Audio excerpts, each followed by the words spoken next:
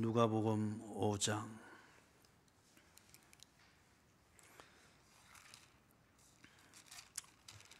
27절에서부터 32절까지 같이 읽습니다. 그 후에 예수께서 나가사 레위라 하는 세리가 세관에 앉아 있는 것을 보시고 나를 따르라 하시니 그가 모든 것을 버리고 일어나 따르니라. 레위가 예수를 위하여 자기 집에서 큰 잔치를 하니 세리와 다른 사람이 많이 함께 앉아 있는지라. 바리새인과 그들의 서기관들이 그 제자들을 비방하여 이르되 너희가 어찌하여 세리와 죄인과 함께 먹고 마시느냐. 예수께서 대답하여 이르시되 건강한 자에게는 의사가 쓸데없고 병든 자에게라야 쓸데있나니 내가 의인을 부르러 온 것이 아니요 죄인을 불러 회개시키러 왔노라. 아멘. 예수님께서 이제 다시 또 행로를 옮겼습니다. 예수님이 움직이는 방향성과 시점은 언제나 예수께서 만나야 될 사람이 있는 곳이었습니다. 그럼 예수님이 누구를 만나기 위해서 스케줄을 잡았죠? 죄인들이었습니다. 죄인들 중에서도 어떤 종류의 죄인들입니까? 자기의 백성들입니다. 자기의 백성들이 하나님과의 관계, 그것이 잘못된 것이고 필요 없는 것인가 싶어 관계를 떠나 엉뚱한 것과 관계를 맺으면서 허우적거리고 있는 자기 백성들을 저희 죄에서 구원하기 위하여 오셨습니다. 그래서 자기 백성들인데 지금은 죄인이 되어서 하나님의 품을 떠나서 허우적거리는 그 사람들이 있는 곳, 만나야 될 그들이 있는 곳을 향해서 예수님은 언제나 움직이셨습니다. 나가시는데 동구 밖으로 나가신 것으로 보입니다. 왜냐하면 거기 세관이 있기 때문입니다. 그런데 나가면서 레위라고 하는 사람을 불렀는데 마태복음에서는 이 레위의 이름을 마태로 표현을 하고 있습니다. 그래서 마태와 여기 나오는 레위는 같은 사람입니다. 직업은 세리입니다. 세관에 앉아 있는 것을 보시고 나를 따르라 불렀습니다.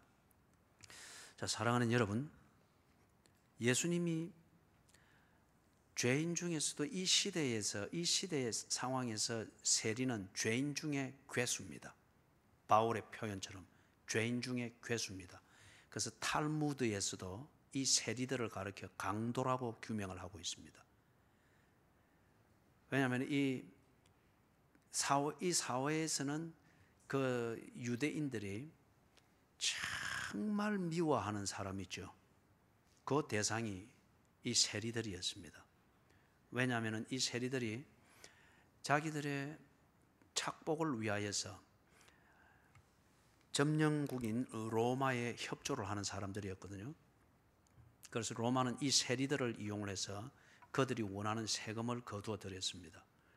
반면에 이 세리들은 그 로마에 협조하는 것을 통해서 그들의 관료로서의 안정된 직장도 확보하고 그 다음에 세금을 거두어 주는 것을 통해서 거기에 자기 자신들의 이문을 얹어 먹을 수 있도록 묵시적으로 허용을 받고 있었습니다. 그래서 이 사회에서 유대인들이 정말 마음으로 미워하는 사람, 옛날 일제시대 때에 순사 앞잡이 노릇하는 동네 사람들이 있죠. 그에 대해서 순사가 겁이 나서 표면적으로 건드리지는 못하지만은 그러나 마음으로 정말 미워해서 동네에서 왕따시키던 사람들이 있지 않습니까? 그런 종류의 사람이었고, 그래서 얼마나 악독하게 보았든지 탈무드에서도 유대인들에게 지혜를 가르치는, 성경적 사고방식에 근거한 지혜를 가르친다고 하는 이 탈무드에서도 이 세리들을 강도로 규명했습니다. 그러면 이 죄인 중에 괴수와 같은 이 레위를 예수님이 부를 때에 이 보통 몇 마디를 해서 전도가 되겠습니까? 우리가 전도를 하는 때는 보면은 사실 전도의 진금 성분은 던지지를 못하고 주변만 뺑뺑 돌다가 1년 동안 군불만 떼다가 그냥 휘딱 이사 가고 나면 없잖아요. 그죠? 밥 사주고 뭐 해주고 뭐 해주고 뭐 해주고. 그런데 정작 여기서 나를 따르라. 예수를 믿으십시오. 아니면은 당신이 오늘 밤 죽어도 천국에 갑니까? 어떤 이런 결단을 위한 그 마지막 도전이 되지를 못하고 있습니다. 왜냐하면 우리 생각에는 이 사람이 이런 말 해도 못 알아들을 것이다. 이리 말하면 마음이 상할 것이다. 이렇게 말하면 그나마 이 좋은 분위기가 틀어져서 교회도 한번 올 수 있는 것이 닫힐 것이다 하는 자기 생각과 두려움과 계산 때문에 자꾸 주변 작업만 하고 마음만 달리는 것에만 집중을 한단 말이에요. 만약에 그게 예수님이 가르친 전도일 것 같으면 지금 예수님이 이 세리인 탈무드도 강도로 규명하고 있는 체질적으로 죄인인 이 세리에게 이 말 두 마디로 되겠습니까? 나를 따르라.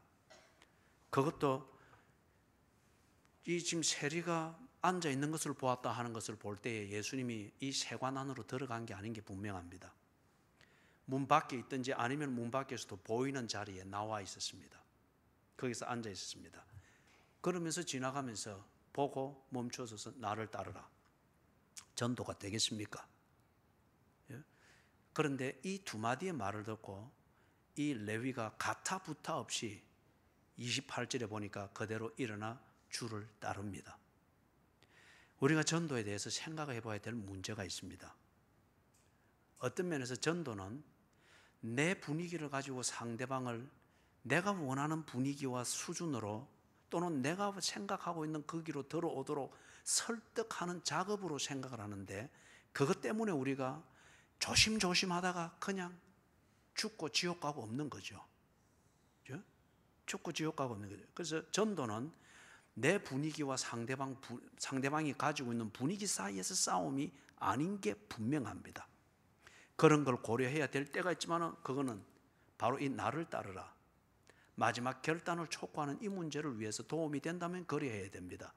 그러나 그것에 도움이 되지 않는다고 하면은 이 말을 바로 해서 원수될 것 같으나 그러나 그게 전도의 목적을 위해서 필요하다면 그리해야 합니다. 이걸 조금 더 살펴보면은 지금 여기서 중요한 것은 뭐죠? 예수님과 이 세리 레위가 인격적으로 만났다는 사실입니다. 밥을 몇 번 사주었느냐? 마음이 얼마나 부드럽게 되었느냐? 그런 문제가 아니죠. 예수님과 이 세리 레위가 인격적으로 만났다는 거예요. 세리는 예수를 똑똑히 보고 예수를 지 정서에서 그대로 들을 수 있고 예수님은 지금 세리가 있는 이곳에 나타나셔서 세리에게 말씀을 하고 계십니다. 이게 인격적인 만남입니다. 예수에 관해서 듣는 게 아니고 예수님을 직접 만나서 예수님으로부터 듣고 있습니다. 그렇기 때문에 여러분, 예수님을 인격적으로 만나고 그분의 말씀을 직접 듣게 될 때는 이게 길고 무슨 마음을 건드린다 안 건드린다 이런 구질구질한 게 필요가 없습니다. 인격적으로 만나고 그분의 말씀을 들으면은 영접 내지는 결단이라고 하는 이 단계입니다. 사랑하는 여러분, 예수님을 영접한다, 예수님을 믿을 것인가 안 믿을 것인가, 지금 이 27절에 같으면 나를 따르라 했을 때 따를 것인가 말을 것인가, 이게 결단의 문제잖아요. 이걸 다른 말로 하면 영접의 문제입니다. 이것은 무언가 말을 하기 위해서 환경 작업을 하고 주변 정지 작업을 하고 마음을 부드럽게 만들고 그 단계는 아니에요. 전도의 핵심은 영접 내지는 결단하게 하는 겁니다. 그걸 결단하기 위하여서는 결단할 이 문제를 두고서 고민하고 생각해야 될 것이 분명히 제시가 되어져야 되죠. 밥 안 먹자 하는 이게 결단의 문제를 말하는 건 아니죠. 그죠? 어떻게든지 3번만 와서 들어보십시오. 이것도 역시 결단할 수 있는 기회를 가지도록 만들기 위하여서 그렇게 해보는 것이죠. 영접 또는 결단이라고 하는 것, 그것을 위해서 우리가 부닥쳐야 될 점이 뭐냐? 전도 같으면 던져줘야 될 것이 뭐냐? 예수님의 인격과 그분의 말씀 또는 그분의 부르심을 접할 수 있도록 해야 됩니다. 예수님을 인격적으로 만나고 그리고 그분의 말씀을 직접 들을 수 있는 그 순간을 마련해 주는 것, 그게 전도면 전도고, 예수님도 언제나 구원할 때 보면 이 영접과 결단을 이렇게 촉구했습니다. 어부들을 부를 때도 그랬고, 병자들을 고치는 것도 마지막 결단을 할 때는 일어나 상을 들고 걸어가라, 또는 네 죄 사함을 받았느니라. 그걸 듣고 어떤 사람은 아주 헷갈렸죠. 하나님이 아닌데 왜 이 말을 하지? 그죠? 예수님이 차라리 그리 말을 안 하고 둘이 그런 설교를 했으면은 그런 미움은 안 받았을 거예요. 그러나 언제나 그렇게 하면서 시간 낭비하면서 분위기 좋게 한 가운데 지옥에 웃으면서 가도록 만드는 것, 그건 직무유기입니다.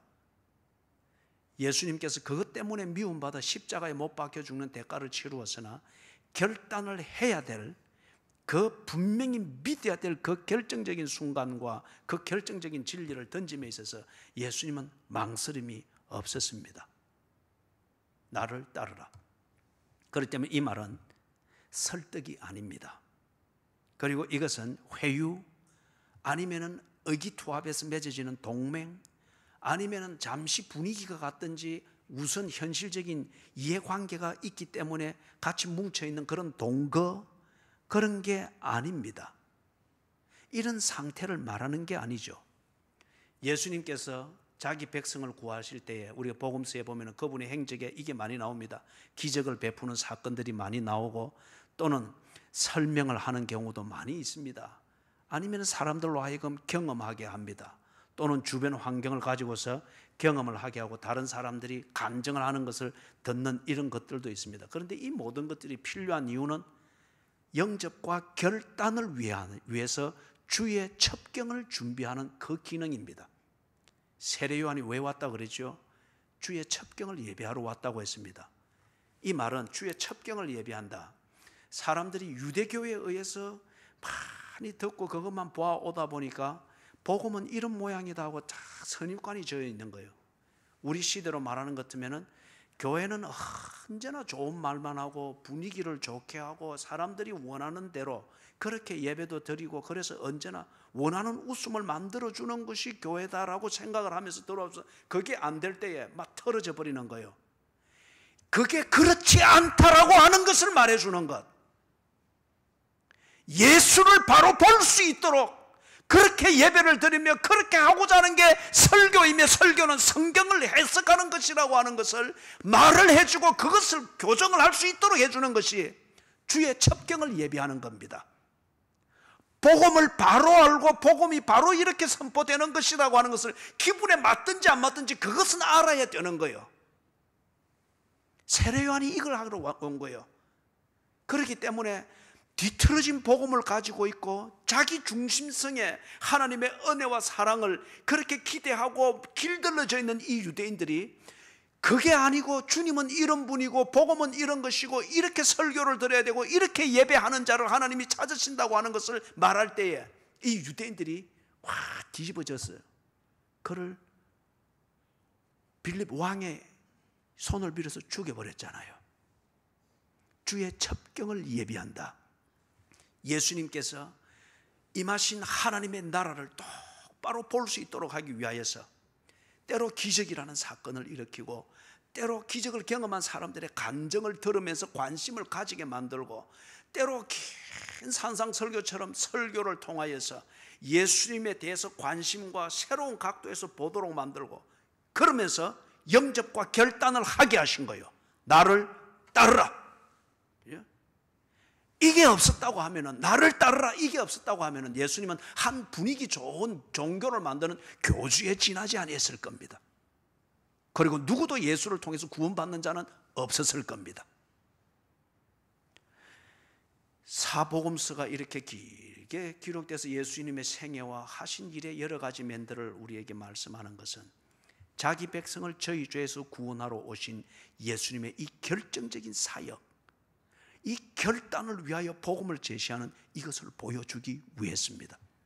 그래서 어떤 경우에는 예수님께서 이런 첩경을 예비하는 이런 종류의 교제와 시간을 드리지 아니했습니다. 어떤 사람에게는 바로 지금 여기 레위처럼 나를 따르라. 그렇게 말을 해야 되고 말을 할 수 있는 준비가 되어졌기 때문에 그렇죠. 그죠? 타다가 거슬린 그 장작개비에 불 붙이기가 더 어렵다 그러죠. 어중간하게 교회를 다니면서 늘 마음만 위로만 받고 좋은 말만 듣고 막 그렇게 교회 생활을 하면서 세월을 보냈을 경우에 정말 주의 첩경이 예비가 안 된 거예요. 그런 사람이 예배 한번 드리기가 얼마나 어려운 줄 모릅니다. 예수님이 이렇게 했던 것처럼 우리가 전도를 한다, 구원을 위하여서 우리가 무언가 도움이 되고 주의 첩경을 예비한다. 이 27절에 여기서 암시하고 있는 이 내용을 우리가 분명히 새겨야 합니다. 그리고 들어야 합니다. 예수님과 그 사람이 하나 되어 그의 주의 말씀이 그 안에, 그가 주 안에 있는 이 진정한 구원과 교제를 위하여서 필요하다면 내가 그 사람과 혹 원수가 되더라도 주의 첩경을 예비하는 이 교제를 해 주어야 됩니다. 언제나 좋은 소리를 내가 들으려고 하는 교제를 하려고 하니까 그 사람과 예수님은 만날 길이 없는 거예요. 내가 그 사람으로부터 원수 취급을 받으면 내가 그 사람이 만든 십자가에 못 박히더라도, 아니면은 그 사람이 헤롯 빌립 왕이 되어 내 목을 참수하는 일이 있더라도 정말 그리스도인답게, 그리고 그를 구원하기를 원하면은 주의 첩경을 예비해 주어야 됩니다. 예배는 어떻게 드리는 것이며, 성경은 무엇이며, 교회는 왜 있는지, 왜 예배를 드려야 되는지, 왜 성경에서 심판을 말하는지, 죄를 말하는지, 그리고 사랑이 무엇인지 첩경을 예비해 줘야 됩니다. 이 첩경을 예비해 주기 위하여서 필요하다면 밥을 먹어야 되고, 이 첩경을 예비해 주기 위해서 필요하다면 그 집에 앞마당을 청소해 주는 걸 10년이라도 반복을 해야 되고, 이 첩경을 예배하는데 필요하다면 내가 원수가 되더라도 그 말은 해줘야 됩니다. 그래서 그 사람과 예수님이 만나야 됩니다. 인격적으로 만나고 예수님으로부터 직접 말씀을 듣는 시간, 긴 말을 들어야 되는 게 아니잖아요. 나를 따르라. 예수님을 보고 예수님을 들으면 결단을 위해서 지 앞에 놓여질 것은 다 놓인 겁니다. 그런데 사복음서를 보면은 이 첩경이 예비된 자들은 긴 말이 필요 없어요. 예수님 보고 예수님 들은 사람은 다 변했습니다. 그런데 예수님을 직접 듣고 보았으나 이 첩경이 예비되어지지 못한 바리새인들과 같은 유대인들은 오히려 그것 때문에 예수를 십자가에 못 박아 죽였습니다. 유대교가 그렇게 사람을 오도해버린 거죠. 28절에 세리가 이것을 듣고서 모든 것을 버리고 일어나 따랐다고 합니다. 일어나 따르기 위해서 뭘 했습니까? 모든 것을 버렸습니다. 일어나 따르기 위해서 모든 것을, 다른 말로 말하면 모든 것을 버리기 전에는 결코 예수님을 직접 보고 듣지만은 일어나 따를 수가 없습니다. 예수님을 따르기 위해서 치르는 대가입니다. 이걸 우리 젊은이들의 표현으로 패러디해서 말하면 예수님을 따르는 것은 풀타임 잡이지 알바가 아닙니다. 예수님을 따르는 것은 풀타임 잡이지 알바가 아닙니다.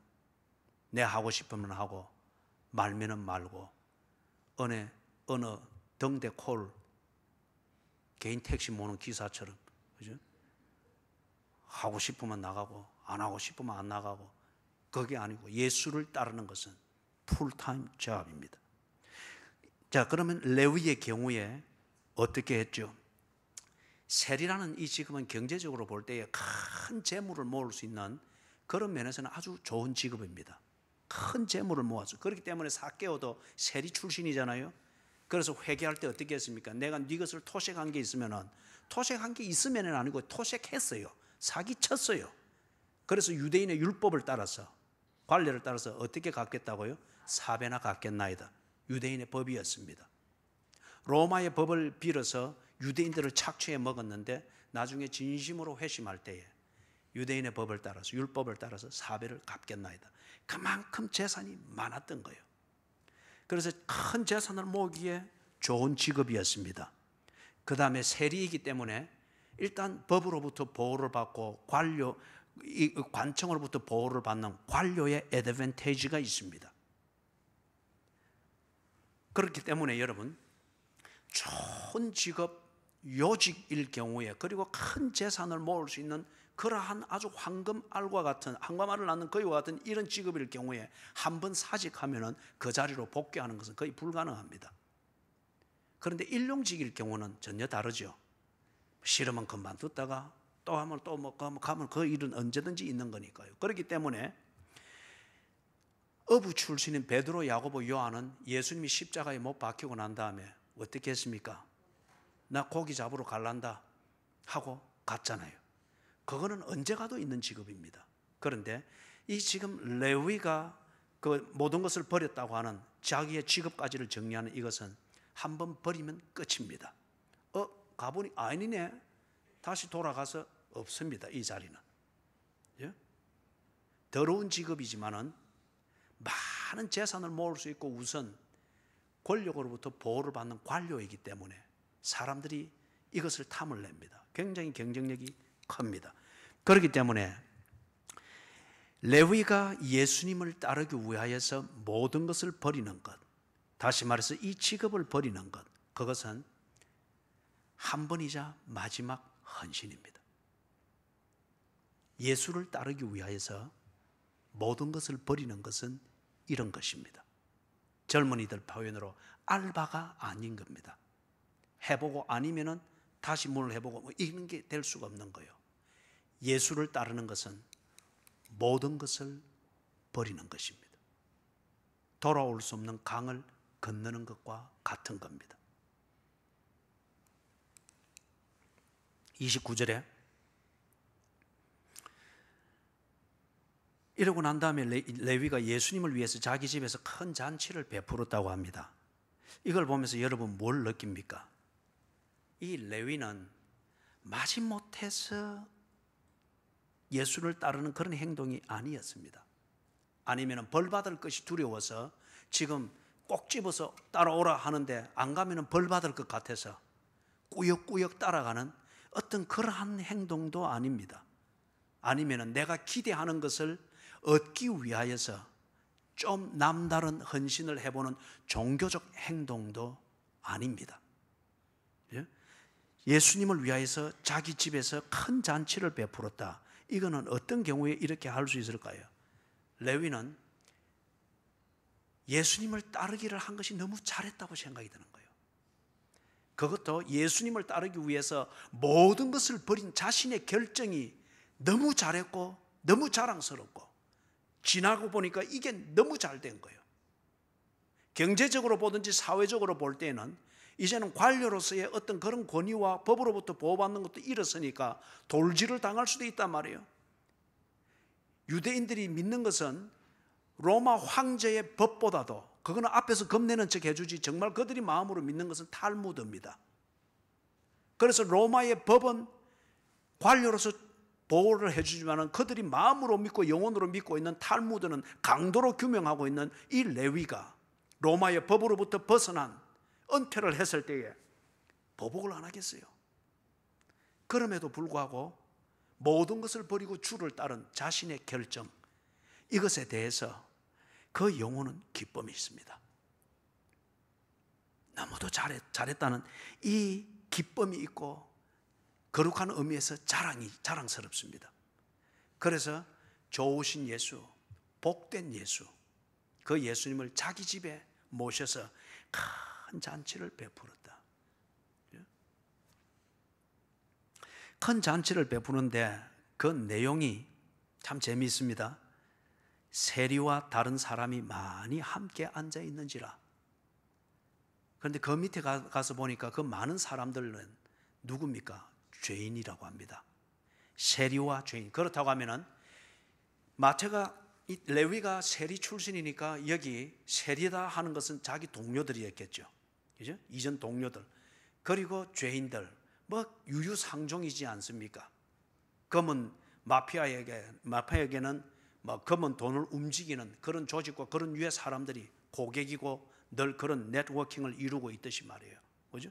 이 세리와 죄인들, 그들이 그 자리에 많이 있었다. 그렇게 말을 하고 있습니다. 이 말은 왜 이 레위가 자기 동료 세리들과 죄인들을 많이 초청해서 이 기쁘고 즐겁고 자기 스스로가 참 자랑스러운, 그리고 예수님이 너무 복된 이 자리를 빛내기 위해서 그들을 초청했을까요? 스스로 축하하는 의미도 있지만은 내가 볼 때는 이 사람들을 예수께 소개해 주고 싶고, 그리고 예수님을 그들에게 보여주고 싶은 거예요. 왜요? 그렇기 때문에 이 큰 잔치를 열고, 이 큰 잔치에 자기와 같은 죄인들을 드러내놓은 이 죄인들을 불렀지 않습니까? 지가 예수를 따르기 위해서 모든 것을 버리고 쫓아 이 기쁨이 있고 많은 재물과 관료의 권위 속에서도 누려보지 못하던 진정한 자유, 진정한 기쁨, 진정한 평화, 진정한 자랑스러움, 이것을 그들에게도 나눠주고 싶은 거예요. 이 레위가 무엇을 통해서 그걸 얻었느냐 말이에요. 바로 그 예수를 만나는 것이었지 않습니까? 그리고 그 예수를 듣는 것이었지 않습니까? 이 동료들과 죄인들에게 이 기회를 주고 싶은 겁니다. 교회 생활이 이렇게 돼야 되지 않겠어요? 이 말이 있습니다. 참으로 회심한 사람, 참으로 회심한 사람은 천국에 혼자 가는 것을 원치 않습니다. 참으로 회심한 사람, 이 말은 무슨 말이에요? 예수가 누구인지 알며 그분을 위해서 모든 것을 버리고 따르는 그 삶의 진정한 기쁨과 그 참된 자유, 이것을 아는 사람이 참으로 회심한 사람이라 그 말 아닙니까? 이 참으로 회심한 사람은 천국에 혼자 가는 것을 원치 않습니다. 이 성인이 된 이후 평생 세리로서 강도처럼 살아왔던 이게 체질이 되어 있는 이 레위가 뭘 알겠습니까? 그러나 논리보다 더 분명한 것은 경험입니다. 예수를 직접 만나고 그분을 직접 들은 결과 어떻게 신학적으로 교리적으로 교회 문화를 가지고 설명해서 사람을 감동시키고 설득할 전문 간정꾼이 될 재주는 없지만은, 그러나 이것을 분명히 보여주고 싶은 거예요. 지가 만난 예수, 다시 말해서 지가 가는 분명한 이 천국, 이걸 동료 세리들에게, 죄인들에게 소개해주고 싶은 거예요. 그래서 예수를 위하여 큰 잔치를 열고 거기에 그 잔치를 빛내도록 세리와 죄인들을 초청했습니다. 예수님을 자랑하고 싶었어요. 그리고 예수님에게 자기와 같은 이 죄인들을 소개해 주고 싶은 그 중심이었던 것을 알 수 있습니다. 30절 같이 한번 읽어보겠습니다. 시작.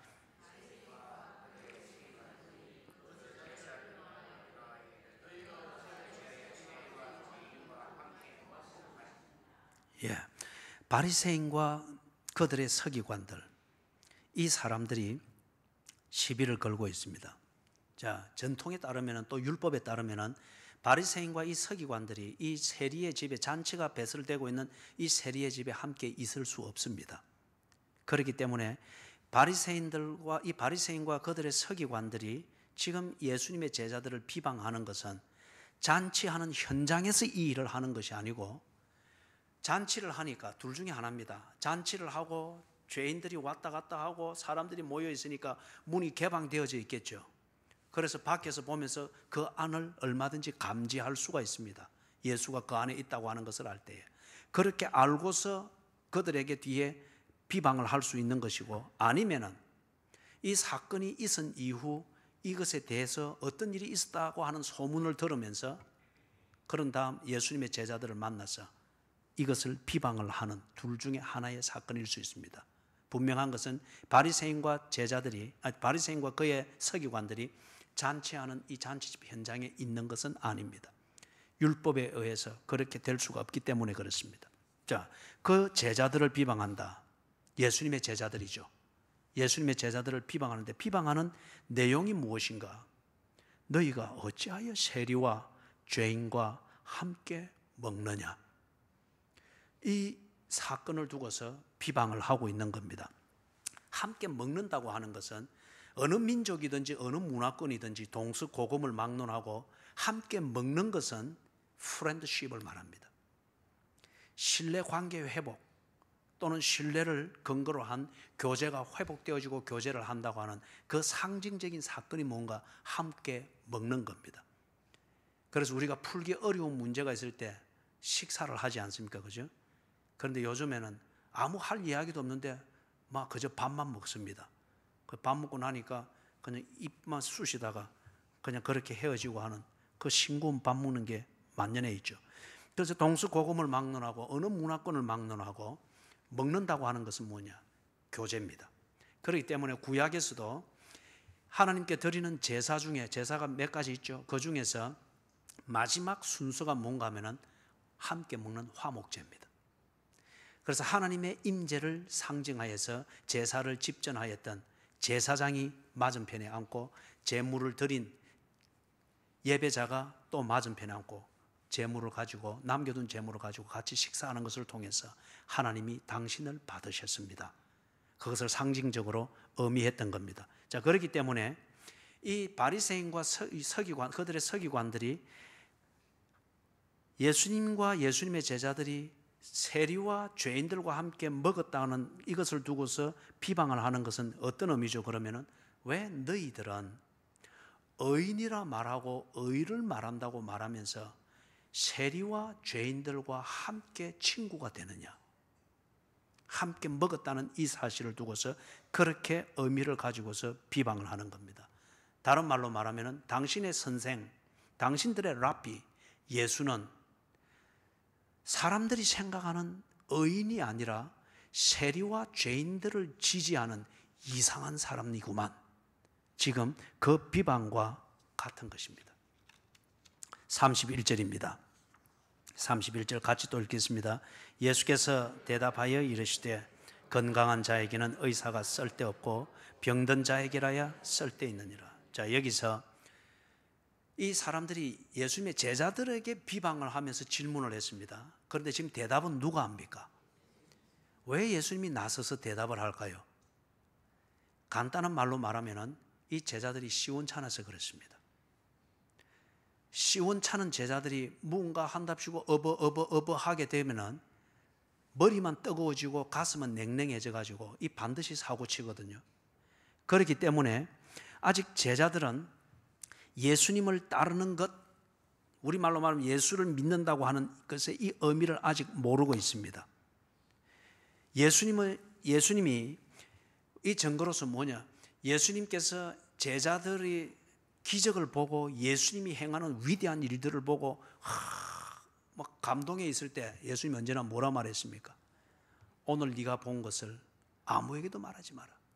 내가 죽었다가 사흘 만에 살아나는 것을 볼 때까지는 오늘 네가 본 것을 아무에게도 말하지 마라. 함구령을 딱딱 내렸습니다. 의미를 모르고 그 중심을 모르는 상태에서 그냥 기적이라는 현상만 보고 그것에 대한 흥분이나 감동만 가지고 이야기하게 될 때에 아까 이 처음에 이야기했죠. 주의 첩경을 오도하게 된단 말이에요. 그렇죠? 그렇기 때문에 그렇게 영향을 받은 배우자든지 가족이든지 이웃들은 기적과 같은 신비감이 없으면 도무지 뭔가 느끼지를 못한단 말이에요. 그건 당신이 그리 만든 겁니다. 그렇기 때문에 이 제자들에게 아무것도 말하지 말라고 예수님께서 함구령을 내렸죠. 그 다음에 또 예를 들어보면은 예수님께서 세 번째 예루살렘으로 올라갈 때에 내가 예루살렘으로 올라간다. 거기서 죽을 것이라고 할 때 도마가 뭐라고 했습니까? 그죠? 착 튀어 올라가가지고 우리도 가자. 죽으러 가자. 한판 싸우겠다는 거예요. 그런데 지가 보니까 성사는 없는 겁니다. 예수님 포함해서 13명이 어떻게 예루살렘의 교권주의자들과 싸워 이기겠다는 거예요. 성사는 없지만 도마가 의리와 오기가 있는 거예요. 그죠? 의리와 오기가 있는 거예요. 이게 거듭나지 않은 상태에서 이 오기는 아주 모진 그거였습니다. 그러니까 이 오기를 발휘해서 같이 가서 죽자. 그겁니다. 베드로는 어떻게 했죠? 예수님이 죽었다가 살아나는 것을 보기 전에 베드로가 발휘하는 의리는 그냥 뜨거운 머리를 가지고 설치는 것 뿐이었습니다. 예수님이 잡히는 현장에서 어떻게 했습니까? 예수를 보호해 줄 것처럼 나섰습니다. 칼을 쑥 뽑아가지고 휘둘렀는데 상대방 심장도 찌르지 못하고 그냥 종에 귀 하나 잘랐지 않습니까? 그러고는 도망가고 없었습니다. 이 제자들이 그랬단 말이에요. 예수를 믿는 것이 뭔지, 예수가 누구인지 이것은 의미는 모르는 채 그냥 얄팍한 자기의 성질과 자기의 어떤 어이없심, 이 얄팍한 이것에 근거해서 예수님과 의기투합하는 이 수준이 예수를 믿는 것인 줄 알았어요. 그러다 보니까 도마 같은 경우 그랬고 베드로 같은 경우 그랬고 사고만 치놓고 도망가고 없는 거예요. 그래 현장만 볼 때는 예수님이 거기서 바로 뭡니까? 교사죄로서 체포돼 가는 거예요. 일만 저질러 놓고 없는 거예요. 여러분 같이 공동체 생활해 보면 그런 사람 많죠, 그죠? 평온할 때는 괜히 나서 가지고 일만 저질러 놓고 싸움만 붙여놓고서 지는 나중에 어디 간지 없습니다. 교회도 마찬가지고 가정도 마찬가지고. 그래서 지금 예수님께서 제자들의 이런 상태를 알고 있습니다. 그래서 그 섣부른 인간적인 관점에서 자기의 열정을 가지고 나서서 예수님에 대해서 뭔가 얘기를 한답시고 할 때에 바리새인들에 대하여서 패싸움이 되게 되면은 이거는 오히려 예수님의 길을 막아도 한참 막는 거예요. 예수님께서 그래서 그들이 나서기 전에 예수님이 나서서 말씀을 하시는 겁니다. 자, 사랑하는 여러분, 그 말씀을 하는데 한 비유를 드는 거죠. 건강한 자에게는 의사가 필요 없고 병든 자에게니라. 이것이 품고 있는 보편적 진리가 있습니다. 이 말은 딱 맞는 말이죠, 그죠? 의사는 병든 자를 고치기 위해서 있는 겁니다. 이 말에 대해서 바리새인이든지 서기관들이 반론을 제기할 수 없습니다. 그런데 이 사람들이 기껏 반론을 제기한다고 하면은 그래서 그게 이 상황과 무슨 관련이 있어?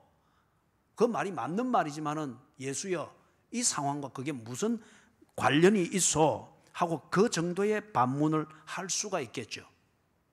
그래서 지금 예수님 여기서 암시하는 것, 너희들이 어렵다고 생각해서 너희들이 건강한 자로 여기면서 병든 자들을 우습게 보는데 만약에 저들이 병든 자이고 내가 의사일 것 같으면 나는 누구와 있어야 되겠느냐? 내가 병든 자와 있는 것이 의사일 것 같으면 병든 자와 있는 게 당연하지 않느냐? 그 말이에요. 그런 다음에 이것을 구체적으로 32절에서 예수님이 정리를 합니다. 32절 같이 읽습니다. 시작.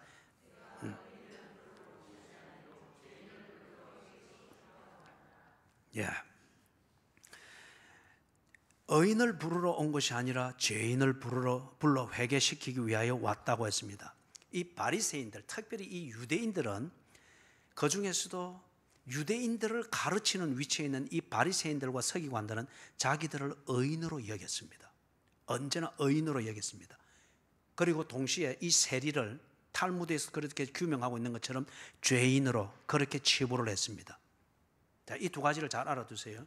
바리새인 또는 이 그들의 서기관들은 언제나 자기 스스로를 의인으로 여겼습니다. 사람들도 그렇게 여겨주었고요.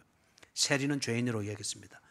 그러면서 예수님이 지금 그 당시 사회에서 어떤 분으로 인식되어져 가고 있는가 하면 의로운 선생으로 인식되어져 가고 있습니다. 의로운 선생으로. 자, 그렇기 때문에 이 유대인들, 특별히 이 바리새인과 서기관들이 지금 예수님 앞에 이 고리를 딱 거는 거예요. 당신이 세간의 소문과 평가대로 의로운 선생일 것 같으면 의인인 우리와 함께 있어야 되지 않느냐? 의인이 의인과 함께 있어야 되고 의인의 문화와 의인의 생활과 의인의 규범을 지켜야 되지 않느냐? 그런데 당신이 의로운 선생이라 인정을 받고 평가가 있음에도 불구하고 당신은 왜 죄인과 코드가 맞느냐? 그 말이에요. 여기에 어떤 오만이 들어가 있습니까? 자기 자신들을 의인으로 기준으로 세워놓고 있는 이겁니다.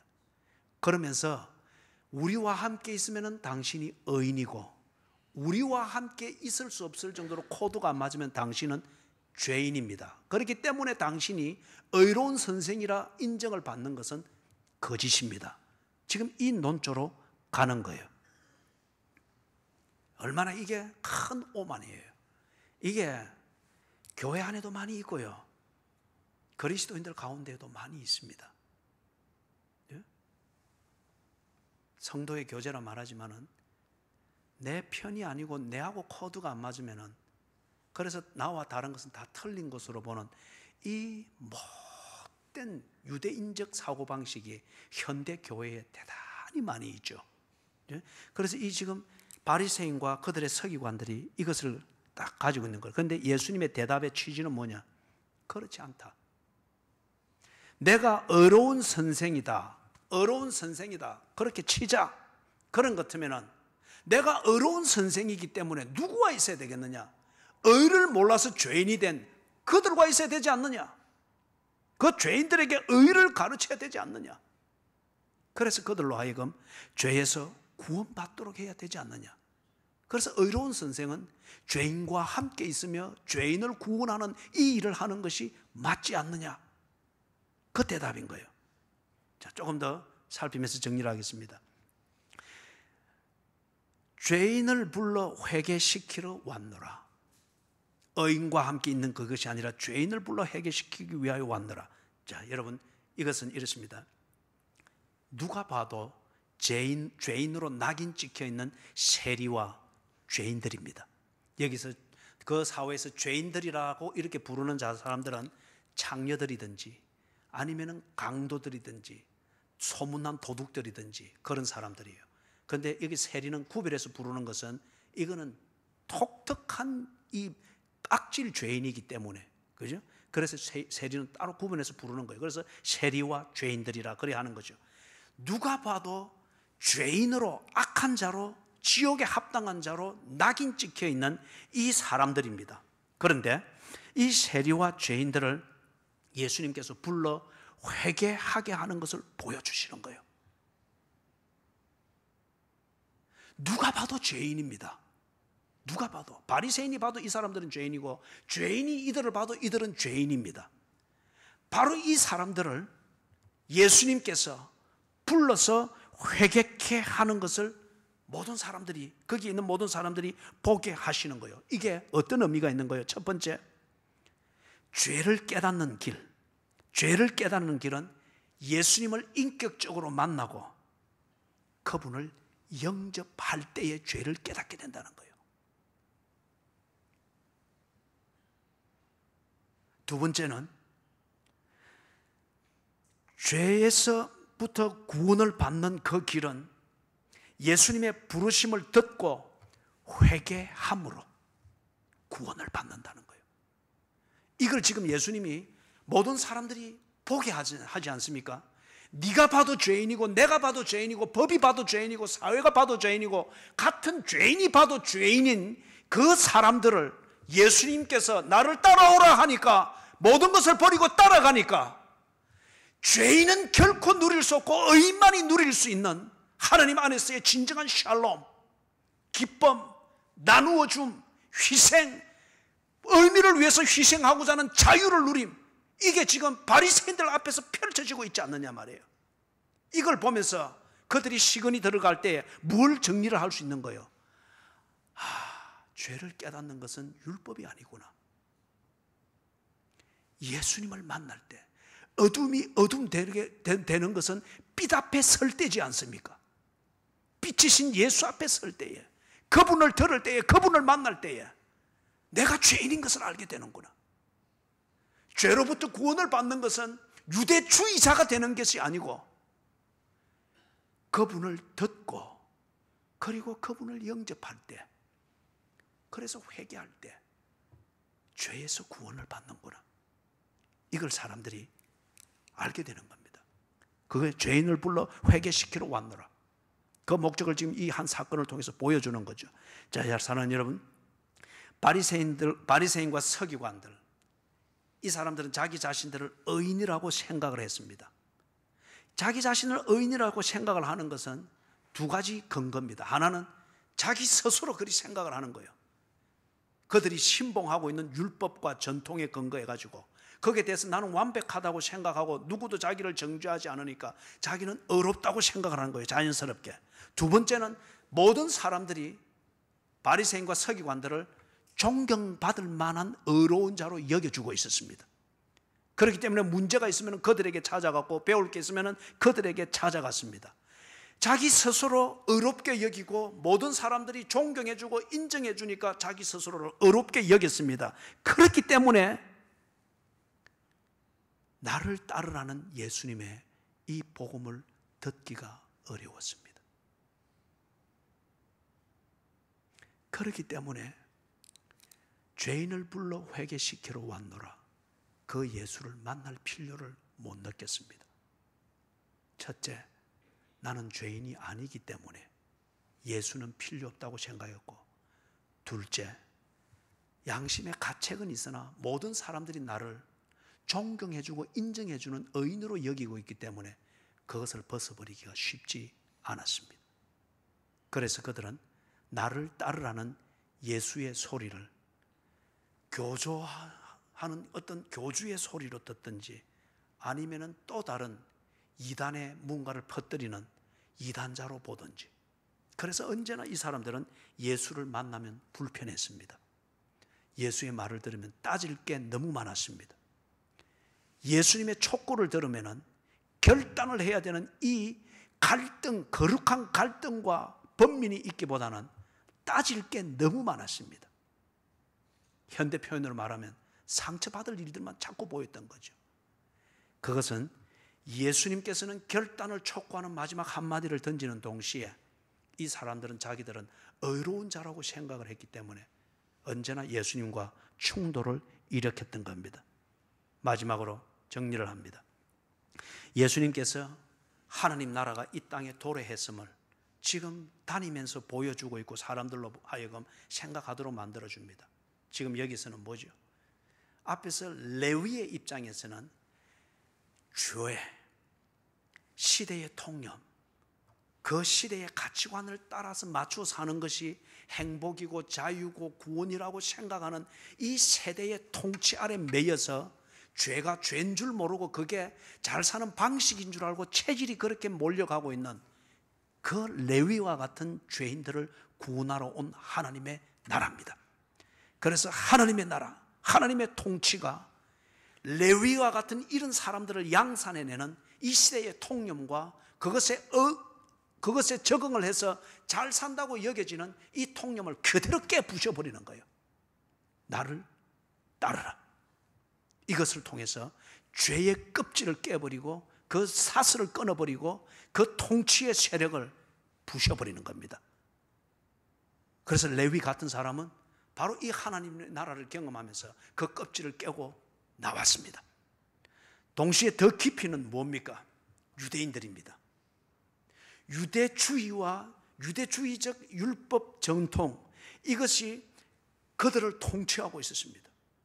그것에서 유대주의의 전통과 율법의 틀에서 벗어나면 망하는 것이고 멸망하는 것이라고 생각하는 이 반대 급부에 대한 상상을 가지고서 유대주의의 통치에 언제나 종노릇을 해오고 있는 이들, 그렇기 때문에 나를 따르라는 예수님이 오고 예수님의 복음을 들을지라도 그것은 이단이고 우리를 유혹하게 하는 것이고 혼란시키는 것이라고 해서 오히려 죽이려고 만들 정도로 유대주의라는 이 통치력이 아주 견고했습니다.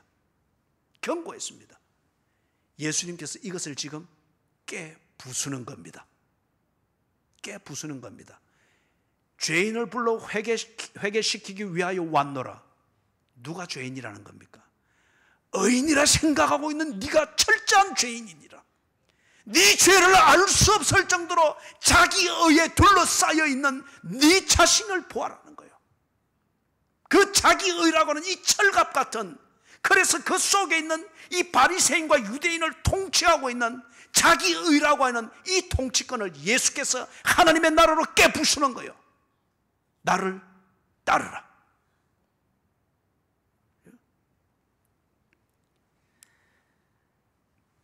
그걸 통해서 지금 하나님의 나라를 선포합니다. 유대주의라는 이 견고한 나라, 이것을 깨부수면서 그 통치 속에서 오도당하고 있는 자기 백성들을 구해내고 있는 하나님의 나라를 보여주고 있습니다.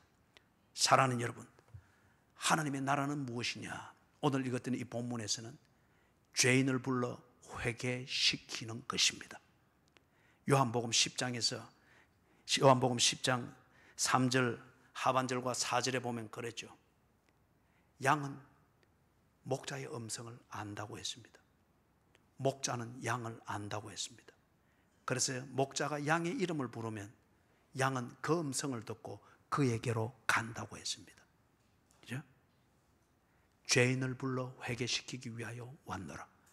세리 레위는 하나님의 양이었습니다. 그래서 목자가 와서 부르니 바리새인들은 못 듣는 그 음성을 세리는 듣고 목자에게로 갔습니다. 그래서 이 세상의 나라, 유대주의라는 종교의 나라, 금전주의의 나라, 부귀영화 출세 육체주의의 나라, 이 껍질을 부수는 하나님의 나라, 그 이름을 부르며 나를 따르라는 하나님 나라가 임했을 때에 레위는 하나님의 나라로 왔습니다. 그러나 자기는 의롭고 구원받은 백성이라 여기는 단단한 자기 종교의 껍질에 쌓여있는, 그 나라에 쌓여있는 의인으로 치부하는 바리새인과 그들의 서기관들은 예수님의 음성을 도둑놈의 소리로 들었습니다. 그래서 예수님과 싸우려고 했습니다. 여러분은 어떤 소리를 듣고 있습니까? 예수님이 보이고 들릴 때 여러분은 그 음성을 따라 일어나 따르기 위해서 무엇을 합니까? 모든 것을 버리기 전에는 주를 따를 수 없습니다. 이 나라에서, 지옥 권세의 나라에서 하나님의 나라로 옮기기 위해서는 지옥 권세의 나라에 해당되는 모든 것은 버려야 됩니다. 그래야 하나님의 나라로 따라갈 수 있습니다. 성경을 읽을 때에 주님이 여러분과 함께 합니다. 예배의 자리는 주님이 와서 여러분을 부르고 있는 자리입니다. 여러분이 누군가를 두고 그 영혼 구원을 위하여서 고민하며 무언가 다가갈 때 여러분은 곧 그 사람에게 있어서 레위를 찾는 예수님과 같은 존재입니다. 영혼의 운명을 결정하는 복음 증거에 있어서 분명하십시오. 영접 그리고 결단을 위하여 예수를 만나고 예수를 들을 수 있도록 하십시오. 그 전도의 행위를 통해서 하나님의 나라가 여러분이 만나는 그 사람에게 임하는 겁니다. 기도하겠습니다. 하나님, 예수님을 보게 해 주시옵소서.